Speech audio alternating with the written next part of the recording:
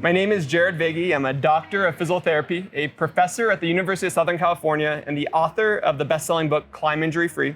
I'm here with Jon Cardwell, Adidas, Terex, and 5'10" athlete, to talk to you a little bit about hip mobility in rock climbing. So Jon, tell us about the importance of hip mobility with rock climbing. You know, I think it's kind of one of those things that climbers initially don't recognize as an important tool for rock climbing, but in the end, opening your hips and being able to be flexible in that region is super important. And for me, a lot of that comes down to resting positions and being able to transfer as much weight as possible onto my hips so that I'm relieving some pressure on my arms. So basically, I'm using my hips to do high heel hooks, high toe hooks, perching onto your foot and being able to push up on it into reach holds. It's just another real, important tool in the quiver for me.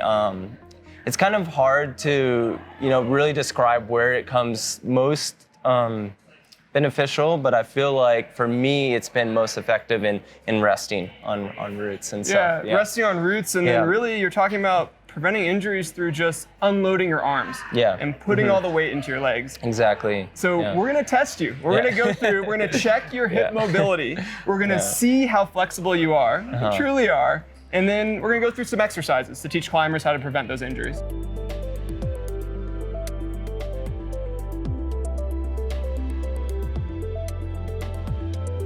So this is a test that was in a study in the International Journal of Performance Analysis and Sport by Nick Draper and his colleagues. And they actually showed with this test, the modified Grant foot raise, that the higher that you lift your foot, the stronger climber you are. So there's a good correlation with climbing ability and your ability to raise your foot into a high step. Yeah, cool. So with this test, we're gonna do side-by-side comparisons. We can also measure your limb length and control it to yourself so you can compare to others. But for you right now, let's just test your right versus your left. All right, sounds good. Which side do you think you are more flexible, you can get a better hip hike on? My guess is my right side. Your right it's side. Generally more healthy. Yeah. All right, let's give it a go. Okay. So this line is about 23 centimeters from the wall. You're gonna line up your feet with the line. Your hands are gonna press against the wall about shoulder distance apart. You can flare your elbows if you need. You can go up on your tiptoes on your opposite side if you need to get that height. We're gonna do 3 trials, but for the sake of the video for this, we're just gonna do 1 trial. One and done. One and done, you got it. I'm gonna mark a pen on your highest height, and then we'll go ahead and measure it. Okay. All right, so right side first, go ahead and reach. Maximal height, you can go on your tiptoes on your left if you need. And good. And switch sides over to your left. Okay. Go ahead and give as high as you can on that left side. And good. And back down. Maybe my left is higher. We will see. Let's get out the measurement tool. Yeah, Never know unless you try. Yep, totally. All right, so we can see here we have our 3 different trials. And so we can measure each trial, and we can also take the average of them. And to measure them, all you do is you'll take your tape measure and you'll run it all the way down to the ground. And we can see with this one trial that we had 44 inches. We can then measure the second, third trial, and then take an average of all those and compare it to the other side. But if we were to look overall at right versus left, and I were to take a line and draw it across at the highest point,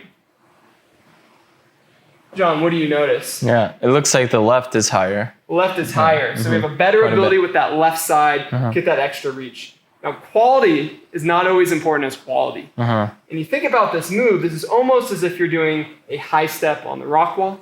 And you want to make sure as you high step that your body stays upright and you don't round forward. And you did a pretty good job with these, but think about on the rock wall, what happens when the body rotates back as you high step? Yeah, I mean, it's pulling you away from the wall. So. Yeah, your center of mass is leaving and more weight on your arms. More weight on your arms. So preventing injuries, improving performance, this is a great test to compare and contrast.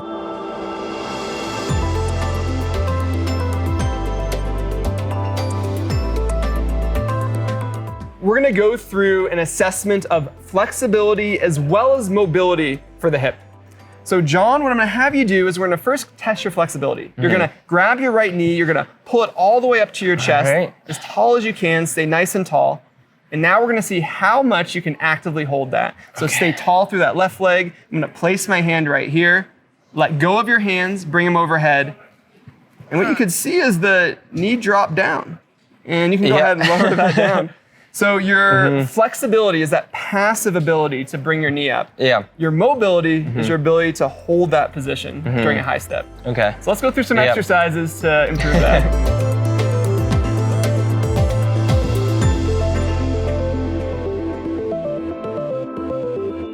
So now that we assessed the flexibility and mobility of the hip, we want to do a stretch to improve the passive flexibility first. Then we'll follow that up with a climbing specific movement to train the mobility of the hip in a high step. So Jon, what we have here is we have a strap, a thick rubber strap that's attached to a pole. That's pulling and gliding your hip down to create a little bit of room. Go ahead and grab your right knee, pull it into your chest. You can lower your head down. And then arch your back slightly. Just a slight arch in the back so that the pelvis isn't rocking, it's only motion through your hip. You're gonna take this opposite side, press your knee into the ground, and then you're gonna keep your back arched as you drive that knee towards your chest. You should feel a stretch with this, and people feel it in different areas. Now, to make it a little more climbing specific, where does your leg go when you do a high step if you wanna use the inside edge? Probably out. Yeah, so it goes out. So you're gonna drive that out as well. Imagine you're kind of hitting the inside edge of your great toe, flex that back. But what happens is our body starts to rotate. Yeah. So you're gonna engage your abdominals on this side, draw your pelvis towards the ground on your left side, and then really push for that stretch. Oh yeah, I feel it for sure. All right. Yeah. Where do you feel that? I feel it kind of on the hip flexor inside, and then kind of like around and inside of my leg here. Perfect. So sometimes you'll feel this if you're doing this stretch. You'll feel it in the front, almost this compression in the hip flexor, and then you'll feel it in the back of the leg or into the hip, the gluteal hamstring area. If you feel too much in the front, you can always ease off or rotate a little bit more. And the goal is to feel as much as possible in the back of the leg. Okay, so that definitely changes things when I rotate. Excellent. Yeah. So, and I really like how you kept that foot cocked back. So we're really trying to simulate what you would do when you actually climb. Yeah.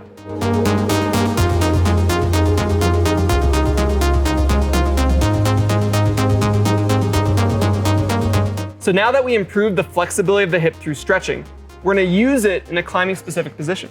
So Jon, we're gonna go through the same assessment that you did, but now it's an exercise. Cool. So we're gonna go through this exercise. You're gonna try and do that high step as high as you can, hold in that position, and then bring your arms up overhead. Okay, and then repeat. And then repeat. Yeah. Give it a go. All right. Pull it up nice and tall, and then hold that position. Nice job. Keep that toe flexed up, and then back down. Okay. Keeping the toe flexed up simulates trying to get that high step, and you can keep the leg right in front of you, or you can rotate it out, almost if you have to get your inside edge on a climbing hold. All right. So try that again. Maybe I'll try that. Yeah. Pull that out. Stay tall in that lower leg so you can get that extra height. Hold that position. Bring your arms up overhead. Yeah. There you go. That was a bit harder. Yeah, the balance part. And then try it again and try and really straighten that bottom leg. Okay. Because if you think about it, if you're trying to get that high step, that's going to give you... Trying to reach up as far. Yeah, that's going to give you that extra lift. So try that one again. Okay. Straighten that leg. Get that lift. Keep your back straight. Keep it. You got it. It's hard. I know. The surface is challenging. Yeah, we're on an unstable surface, so that makes it a little more challenging. And then bring it on down. I'll be sore from this, I think. Yeah, possibly. Yeah. And so the good thing is too, if this is difficult, for you watching or for you, Jon, as well, we could do it on a concrete or a surface that's a little bit more stable. Sure. And but if you want the real challenge, actually try doing this with your eyes closed. Yeah. All right, let's try it. You go for it, all right? Yeah, for the competition. I'm curious, yeah. All right, remember, keep that left leg as straight as possible. You're trying to get that height. Eyes closed. Not bad. Keep it.